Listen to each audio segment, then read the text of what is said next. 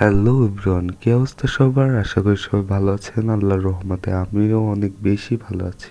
কিছুদিন আগে আমি আর আমার এক ছোট ভাই চলে গিয়েছিলাম ঈদের নামাজ পড়তে ঝিনাইদহ সদর উপজেলা মডেল মসজিদে। মসজিদটা এত সুন্দর, আপনারা না দেখলে বুঝতেই পারবেন না যে কত সুন্দর একটা মসজিদ ঝিনাইদহতে অবস্থিত।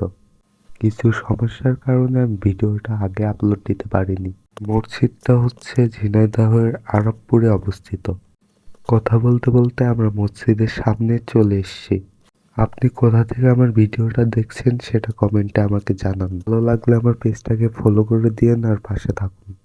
আমি আর বেশি কথা বাড়াচ্ছি না, আপনারাই দেখুন মসজিদটা কেমন।